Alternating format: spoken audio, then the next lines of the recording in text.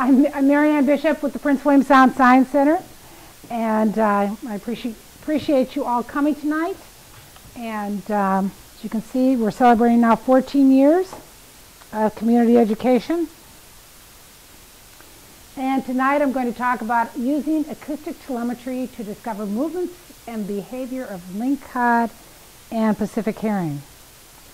And I want to acknowledge Brad Reynolds as the co-author. Brad's worked on both of these projects with me from the beginning.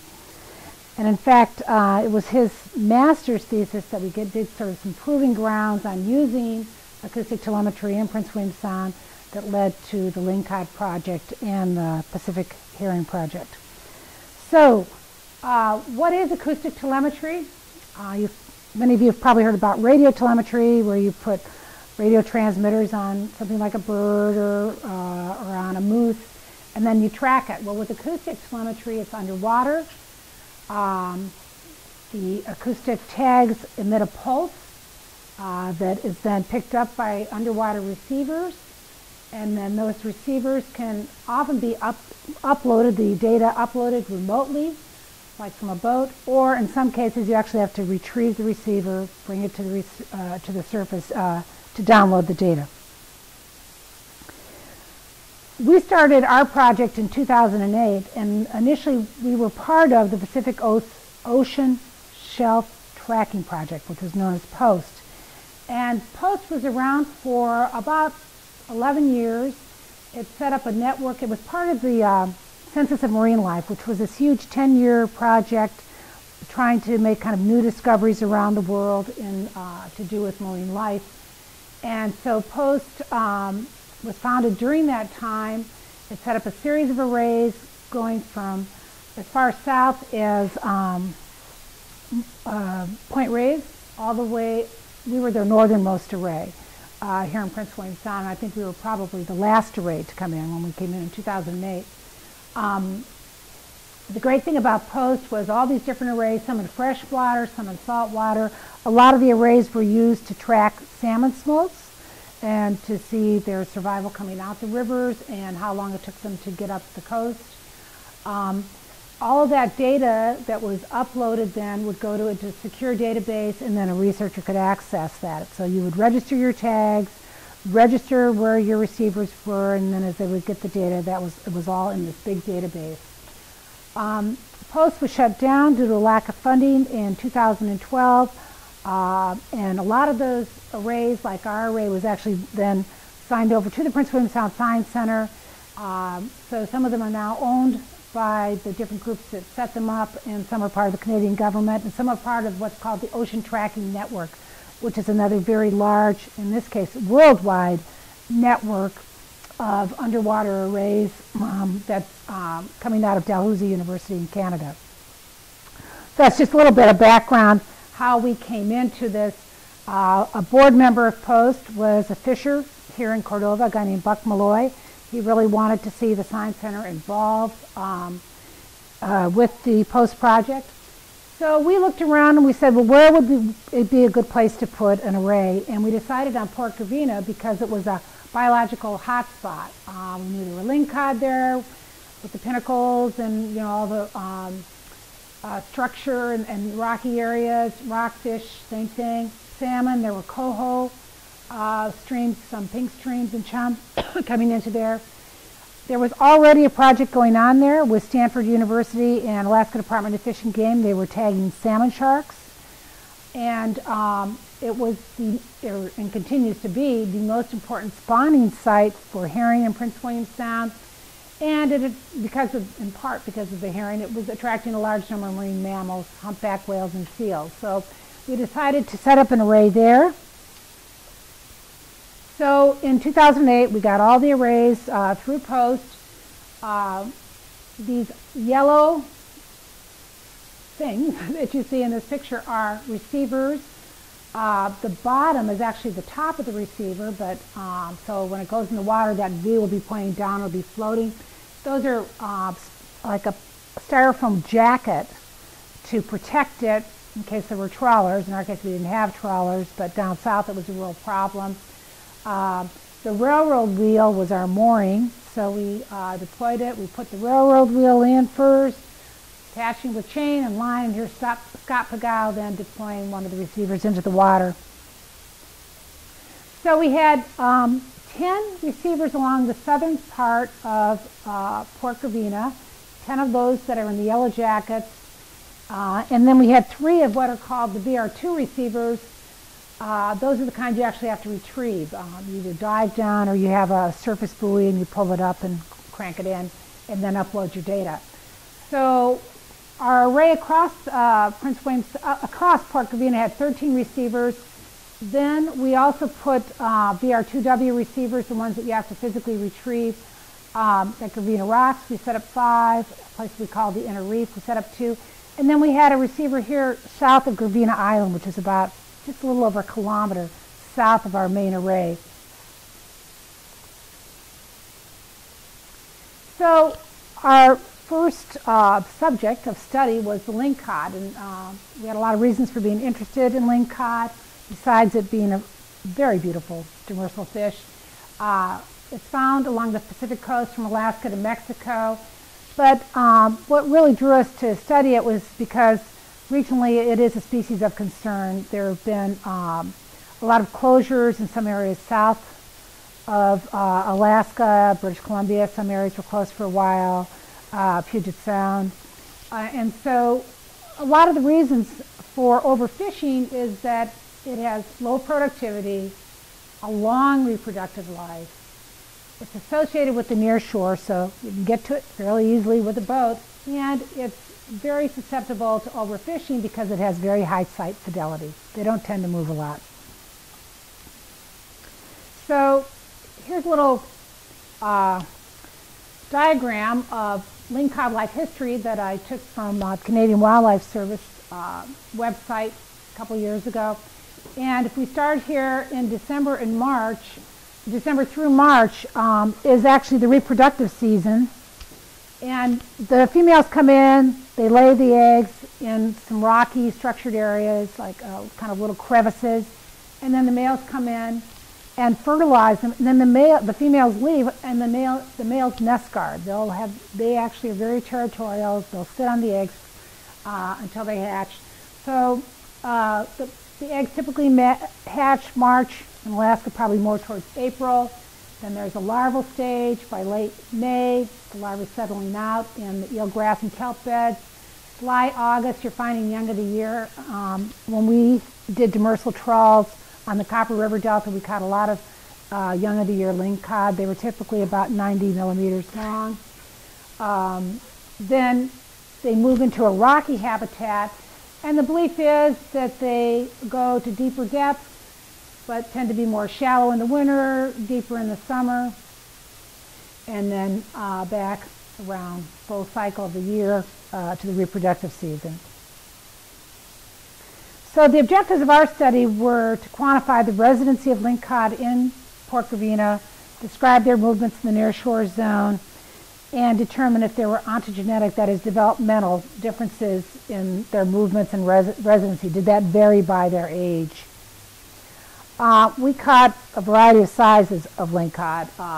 This is Matajamian from the University of South Alabama holding what is probably about a 2-year-old lingcod. This lingcod's probably more towards 4.5 years old, and we got up to over 120 centimeters. And those would be adults. So we tagged, what we do is we catch the fish, we put them in a big tote that had salt water in it and was laced with typically clove oil. We'd also tried MS-222, but didn't have, we had better luck with the clove oil. And so that kind of makes them docile, because lingcod can be very aggressive. And then you flip them over, and I'll have some pictures here in a minute, and implant the Xemco. That was the name of the company. They're V13 transmitters. They are about 11 grams in the air and about 6 grams when they're in the water. Those were inserted in the abdominal cavity. These tags then would ping every 60 to 120 seconds. It was they would vary so that you wouldn't get tag collisions, because we were marking fish in the same area. So you didn't want everybody tagging every 60 seconds, because potentially then the tag transmissions would collide and you wouldn't know what fish you had. So these tags, when they ping, they actually give an individual ID code that the receiver records. So you know who your fish is, what time you detected it, and then of course you've got your location. The transmitter's really long-lived, over 2 years, so it's quite a great opportunity to learn a lot about a fish. In addition to the tags, we also put on little T-bar tags that gave our phone number. So if you caught one, you'd see that first, and then if you open it up, then you'd find the tag. So here's Brad Reynolds doing some surgery. A little bit more of a close-up there. So they'd open it up, put the tag in the abdominal cavity, then suture it up. Here's a larger, doing on a larger one. The whole time you, so you sedate them, then you put them in regular salt water, and then be always, of course, covering the gills with water to keep them hydrated. So we tagged 22 fish, 22 lingcod in Port Gravina, and monitored 20 of them. The reason being, one was preyed upon. This one was preyed upon after about 6 months, and another one was on the edge of its range, and so we barely ever got it. We got it for a while, then it would kind of come. It was definitely coming in and out of a receiver range. So if you look at this graph, the fish range from 45 centimeters, which is about the equivalent of 1.5 feet, to 120 centimeters, which is 4 feet. So pretty big size difference. And the fish down here between 45 to about 55, those fish are typically 2.5 to 3.5 years old. So those are the basically subadult fish. This fish here that was preyed upon was about 4.5 years old when we caught it. These guys were all adults. So one of the things we were interested, so we had them out there, and we'd upload the data every 6 months. And when we looked at the data, we would consider a fish resident if we had at least 2 detections within 24 hours. And this would be around one of the receivers, either Gravina Rocks or the Inner Reef. And what we found is basically the fish barely moved. They were there 92 to 100% of the time, depending on the fish, of all 20 of those fish. 10 of the 20 lingcod never left. And by never left, I mean they didn't leave for a day and come back. They just stayed there the whole time. Of those, 7 actually did leave. They left for good. But 10 of the 20 just stayed there the whole time, wouldn't take a little vacation. We were always picking them up. Okay, some of them did leave for temporary. We had recorded a lot of temporary absences. But the most common one was just for a day. And so they could have been very close to the receiver, just a little bit out of the range. The receivers would pick up within about 450 meters of, the transmitters would be picked up about 450 meters from the receivers. So the longest that a fish was away and still returned was 27 days. But typically pretty short trips. But we did find some interesting things. The adults, we had 4 adults, those 4 adults that were 90 and above. They would occasionally make these round trips, long distance, rapid movements. And so the 3 females each went south, and we know that they went south because we picked them up at Gravina Island. They were gone then for about 24 hours, and suddenly they'd come back, go back to where they were before. So we had 3 females leave for 1 to 2 days. One I think was in January. I can't remember when the other ones were. We had a male go north for 2.5 days, and he went up. We picked him up at a fish and game receiver that they had for the salmon shark study, and we think that was when the coho salmon were running. He was probably chasing some salmon. Was up in there. But a lot of the subadults did leave. They left, they never came back to their tagging area. So of the 20 that we followed for those almost 2 years, 14 out of 20 left and did not return to their tagging area. 12 of those 14 were subadults, 3 to 4 years old. One was 4 or 5 years old, and then the one adult male was over 6 years old. So when did they leave? Well, it was very, very interesting because, okay, let's change my order here. 10 of them left in spring. And this is November when they were first tagged. We had basically 2 cohorts, the ones tagged in November of '08 and then some during the summer of '09. But in spring of '09, some of these fish that had been tagged the previous fall left, and then the following spring, same thing. So 10 fish left during a pretty small window between 7 of April and 23 May. So basically after the reproductive season, they left. Another 3 left in winter between 16 December, 18 January. And that was basically right at the beginning of the reproductive season. And we think what's going on is that the males are chasing them out. The males are highly, the adult males are very territorial, and so we think that's what's going on. That maybe these were other male lingcod or whatever, but they're leaving the area.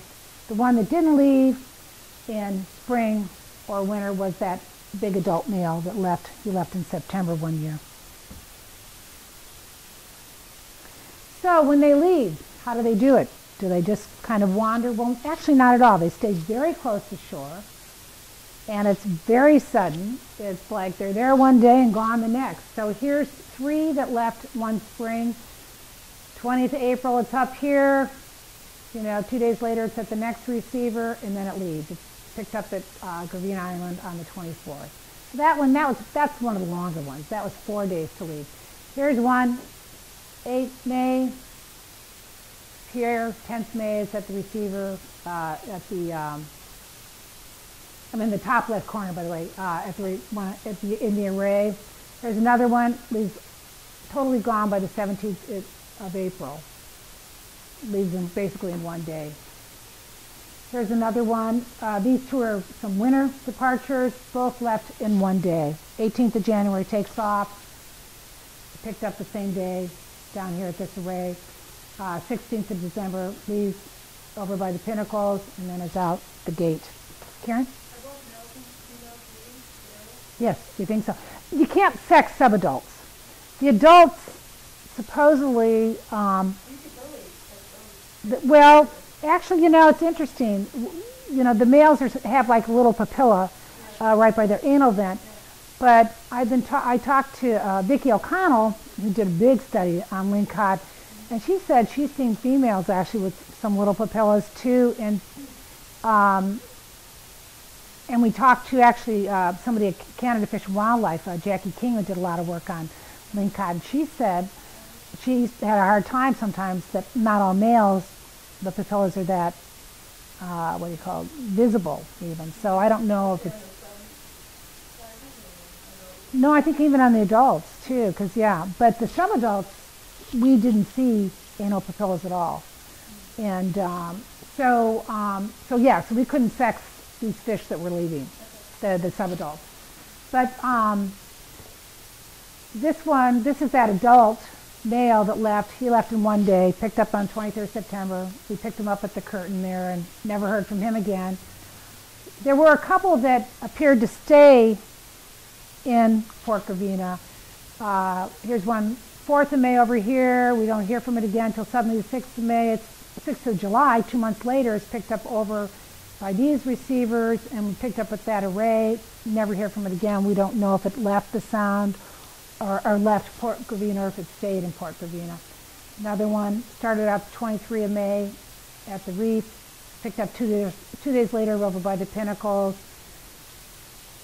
2 months later over by the array, showed up again down by Gravine Island in August, and then back at the array. So we suspect that one might have stayed in Port Gravina. So typically, if they're leaving for good, it's pretty quick, and you hear them by Gravina Island as they're leaving. So one of the really interesting things is that new technology actually is available where you can put a transmitter that also is a receiver and can pick up other fish. And one of the animals that they've been doing this on are northern elephant seals. So some folks with NOAA down in California have put out some of these transmitter/receivers on the elephant seals. They were interested in if these elephant seals would pick up their other elephant seals, you know, were they moving together or what? Well, anyways, a male elephant seal who was tagged down in California, was up here in Alaska, picked up one of our lingcod. And the fascinating thing is it was a year to the day after it had left Port Gravina. So this fish was up in Port Gravina, last heard April 17th, 2009, and then 500 kilometers and 1 year later, down east of Yakutat, but still north of the Fairweather Grounds, which happens to be a big lingcod area. It was about still 35 miles from there. That elephant seal swam by that lingcod and picked it up. And the story of how we even found that out is even more interesting. It was the day of the tsunami down in California, and they had been tracking this seal because I guess he had a satellite transmitter on top of it, and they knew he was almost back to the area where they come and hang out, and suddenly he went off the radar. And then a docent was walking on the beach and saw the radio package of the day of the tsunami and found it. And from that day, then they found out that this elephant seal had hurt our lingcod. So it was considered big news, very exciting. First time that sort of between species like that and outside of California. So. Was that a subadult? Yes, that was one of the subadults that left. Yeah. So this was a subadult that left here. Well, it would have been probably at that time, year and a half, so 4 or 5 years old. Well, 3 or 4 years old leaving. I'd have to look up its exact age, and then picked up a year later. That was a subadult in the photo. That wasn't especially the seal that hurt our fish. It's a picture I found on the internet.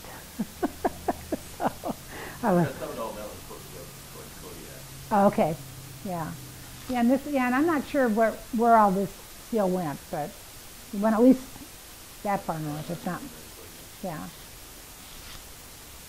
So, in summary, lingcod tend to have very high residency. That is, they tend to stay put.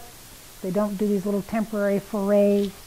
We thought we'd see a lot of forays over when the herring came in. That we'd see movements. They disappear. Maybe one moved off that was over on the west side of Port Gravina, might have gone over to look at herring for a day or two, but it wasn't like we saw the lingcod pick up and move, start chasing herring.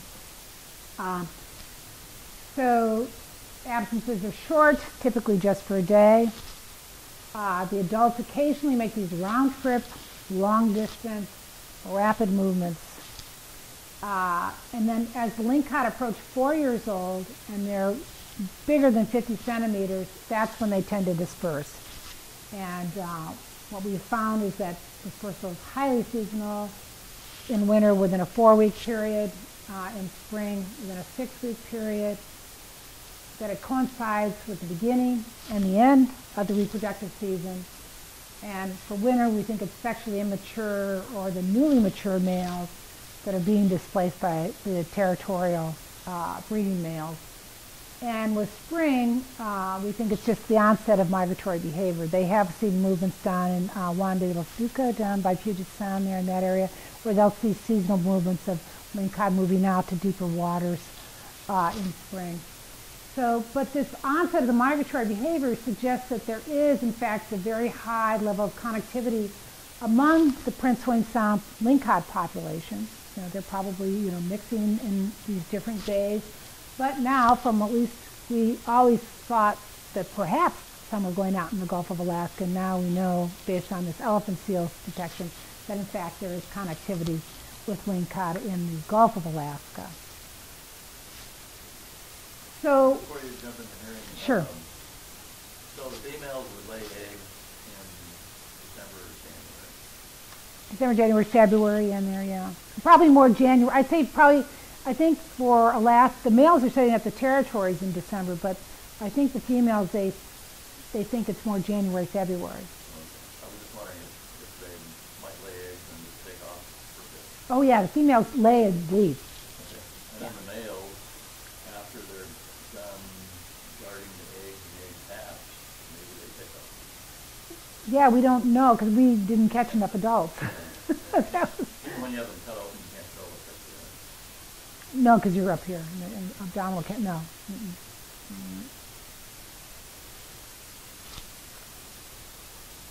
So we've taken, you know, after we did the study on the lingcod, we were very interested in, okay, could we tag wild herring? We knew that herring could be tagged in captivity and survive. Andy Seitz with the University of Alaska in Fairbanks had done some work with that, and had put some tags on captive herring down in Washington. And so we were interested in, okay, would it work on wild herring? And as everyone knows, herring are one of the injured species from the Exxon Valdez oil spill, and have yet to recover. And we know that we think that there's a critical bottleneck when they're young, but these adult populations just still haven't broken open so that they're a big enough population to fish yet. And in other populations, in British Columbia, for example, the adult herring will actually make seasonal movements. So after spawning, they'll make movements maybe out to waters outside in the Pacific Ocean. So our question was, do herring move out of Prince William Sound after spawning and then return in the fall? That's Evelyn Brown did a study where she interviewed a lot of herring fishers, where they went back through their notebooks back in the 90s, and some of them reported seeing herring coming in the Hitchin Brook entrance in fall. Another person saw some coming into, I think it was Bainbridge one fall. They've seen them coming from Resurrection Bay. They've seen them over by kayak, but we do know that they actually do spawn by kayak. But basically, kind of these anecdotal, but never any hard evidence, do herring move out after they spawn, spend the summer out in the Gulf of Alaska, and then come back in to winter in Prince William Sound. So that's what we were very interested in knowing, but we couldn't answer that until we really did the first round of, okay, will they survive if we put an acoustic tag in them? And so our idea was, okay, let's put some in some wild herring at the time of spawning and then find out how long do they hang around Port Covina. So last April, a year ago, we went out to Port Covina right as spawning was starting to happen over Cheap Bay. It had not happened yet in Port Covina, in the area where we were. We collected some herring using jigs, and then we surgically implanted them into their body cavity, into 25 of them. What we do is we catch them, put them in this holding tank that had aerated salt water in it. We used Bemco tags again, some that could power on between a low power and a higher power. Unfortunately, the tags we had were not compatible with our big curtain across Port Covina, so we had one receiver that was able to hear these tags. So our tagging operation was very different than with the lingcod. In the lingcod, we had to have these huge totes and these big cradles, and basically have almost a hose coming in to keep them aerated. Well, herring's so much smaller, so instead you have this little neoprene cradle for them here, and a little fish pump, and so you're constantly, once again, bathing them in water, keeping them, their gills saturated with water so that they can breathe. So that's our little setup for them. So similar to the lingcod, you catch the herring, you hold them, then you put them one by one into, in this case we're using MS-222 with them. It sedates them pretty quickly, within about a minute, and then we put them in this little cradle that you see here to do the surgeries. So here's a little slit. That's the tag we use, a V9, and that's sewing one up afterwards. So once again, you're just putting some sutures in, about 2 sutures in, and then swabbing it with an antibiotic. This is actually a photo of our release when it happened. And we didn't just take 25 fish, tag them, and throw them all in together. We had them with buddies. In other words, we had some controls in with them. We felt it was good that they always needed to have other fish around, and herring, you know, they're schooling fish, and so there's sort of a whole psychology that goes to do with it. So you don't tag them and then release them one by one. So we kept them as a group, we released them as a group, we released them with normal fish who hadn't been tagged. So there were about 38 fish being released here, so 13 that hadn't had anything happen to them, and then the 25 that had tags. This was the receiver, or an example of a receiver that would be picking them up. So our release site was right here, that red dot. Our receiver is right here, this green dot. Blue is where spawn was happening last spring in Prince William Sound. And when we tagged these fish and released them, spawn had still not happened in the Halls Hole area, which is where we were. Yeah, did we wait till we were on top of some more herring too, found them? Yes, for the release, yeah. We released them by other herring, yeah. Another school, yeah. So just to give you a feel for, this was our release site, and there was a lot of heavy, active heavy spawning, and that started, we released them on the 11th, and I think the spawn started in the area on the 13th. And most of the fish that we tagged had not spawned yet. They were like, some of them were actually releasing the milt, some of the males were releasing as we were tagging them. April. This was April 11th. Caught 3 on the night of the 10th, and then the rest of the morning of the 11th, and released them in the afternoon of the 11th. So we had great success. You know, this starts on the 12th when we figure, okay, by then they've acclimated, they've been tagged 14 hours. At that point, we released them at 4 in the afternoon. So we picked up 92% of the fish, 23 out of 25. One fish we never heard, one fish we know had died because its transmitter never moved. It was sort of this constant pinging going on. And so at 23 out of 25, we heard on anywhere from 1 to 4 days.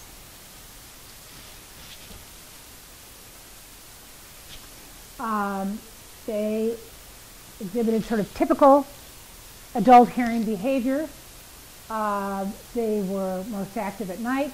Here is our detection frequency, with the highest detections right at sunset, and then again at sunrise. So the dark being night time hours, and then white being during the daylight hours.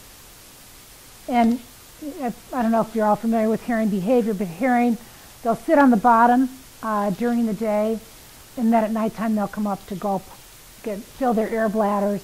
They'll come up and gulp air, and then do a lot more of their feeding then at night. Another interesting thing that we found is that when we did detect fish, they were typically with another fish that was also tagged. So when we heard them 43% of the time, when we had a detection, we had at least 2 fish detected within a 3-minute period. Our peak was we had 6 fish detected within the same 3-minute period. And that was, you know, almost a day and a half. That would have been about 24 hours after they were tagged, that we had 6 fish still together, or at least together during a 3-minute period. So they were staying, we believe, in sort of the same school at least. What's your averaging there? Oh, that's the high and low tides. Oh. Kind of overlaid. So there was also, you know, more activity around both the highs and the lows. So the conclusions we brought back from this herring study is, okay, herring movements appear to be associated with those daytime, nighttime patterns and with the tides. And spawning was observed in northwest Port Covina on the 12th and the 14th. Now remember, we put those fish in on the 11th, so right after we put them in, they were spawning, and then the 16th and the 17th of April. And the final detections we had of our tagged fish was the 15th of April, and that coincided when spawning stopped in that immediate area. So we think that the fish then departed from Port Covina and didn't return. I mean, our receiver was in the water for about a month, and we didn't have any detections of any of those fish after the 15th of April. So, what's next? Well, given our success, and something else that I'm going to tell you about right after this slide, we're going to be tagging wild herring in any day. We're just waiting to get the call from Fish and Game that herring look like they're spawning or getting close to spawning. So we'll go out again to Port Covina. And this year, though, we hope that we can answer the question of, do herring leave Prince William Sound? Literally just last week, the Science Center deployed what's called the Ocean Tracking Network. We deployed 6 new arrays in Prince William Sound. So we now have an array, and I'm sorry, this moves a little. It should be crossing Hinchinbrook Entrance. So there's an array now, an underwater array across Hinchinbrook Entrance, one across Montague Strait, and then one across the 4 passages that go into the Gulf of Alaska, Latouche, Bainbridge, Prince of Wales, and I'm ranking out on the 4th one. Casey, help me here. Bainbridge. Okay, yeah. So anyway, so once we tag these herring now, if in fact we're going to tag almost 70 fish next week, we hope, and we will be doing them in different cohorts, so we'll do about 20 a day, 20 to 25 a day, and so hopefully by next year I'll be able to tell you yes or no, herring do leave Prince William Sound in the summer and come back. Because the tags that we have should last long enough to capture when they leave the Sound and when they come back in the fall. So with that, I'd like to acknowledge the many groups and people involved with both the Lingcod project, our funders, for POST, through a grant from the Moore Foundation. Osri supported our work, and the Rasmussen Foundation helped provide funding for some equipment. I've done this work also with my colleague Sean Powers from the University of South Alabama. And then that should say herring up there on this one. The partners on the herring project are Off Bay, Dauphin Island Sea Lab, and the Science Center, and our funding for the herring project is the Exxon Valdez Glasswell Trustee Council. So with that, I'll take any questions.